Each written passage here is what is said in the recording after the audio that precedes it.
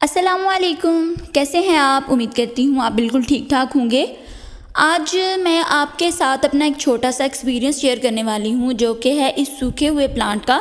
ये प्लांट लाया था नर्सरी से और मैं आप लोगों के साथ कई दफ़ा ये बात शेयर कर चुकी हूँ कि जब हम कोई भी प्लांट नर्सरी से ला के लगाते हैं या फिर एक जगह से दूसरी जगह शिफ्ट करते हैं तो उन पे ज़्यादातर ऐसे होता है, अगर उनकी जो रूट बॉल होता है वो डिस्टर्ब हो जाए, उनकी जो जड़ें होती हैं वो अगर डिस्टर्ब हो जाती हैं तो उन पे आ जाता है ट्रांसप्लांट शॉक।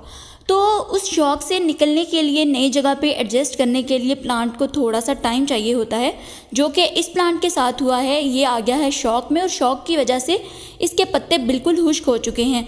तो इस टाइम पे हम ज़्यादातर क्या करते हैं कि हम प्लांट को निकाल देते हैं, फेंक देते हैं कि अब तो ये खुश्क हो गया है, ये ठीक नहीं होगा। हालांकि ऐसा करना नहीं चाहिए, हमें थोड़ा वेट करना चाहिए, क्योंकि ये देखिए, हमें प्लांट को देख लेना चाहिए कि क्या ये ज़िंदा है। अगर ये ज़िंदा हो तो इसके ठीक होने के चांसेस होते हैं। ये वाला जो प्लांट है इसकी टिप्स अभी ठीक हैं और नज़र आ रही हैं कि वो ग्रो कर जाएंगी। तो मैं थोड़े दिन इंतज़ार करके देखने वाली हूँ कि ये कितने दिन लेता है ठीक होने में। ये देखिए, इसकी जो टिप्स हैं ये देख के पता चल रहा है कि ये खुश्क नहीं हुई हैं और ये यहाँ से बहुत ही जल्दी ग्रो कर जाएगा। 15 दिन के बाद मैं अब आपको दिखाती हूँ कि ये देखिए कितना अच्छे से ग्रो कर गया है। अगर मैं इसको निकाल के फेंक देती तो मुझे तो नुकसान ही होना था, लेकिन अब ये देखें इस पे फ्लावरिंग भी स्टार्ट हो चुकी है, क्योंकि ये पड़ा था ऐसी जगह पे जहाँ पार्शियल शेड है, यानी दिन में किसी टाइम पे धूप भी आती है और ज़्यादातर शेड ही रहता है।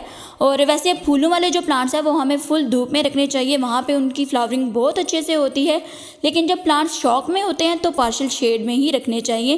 होप सो आपको ये वीडियो अच्छी लगी होगी। अच्छी लगी हो तो लाइक कर दें और चैनल को सब्सक्राइब कर दें। इसी तरह की मज़ीद इन्फॉर्मेटिव वीडियोज़ देखने के लिए मिलते हैं नेक्स्ट वीडियो में। अल्लाह हाफिज़।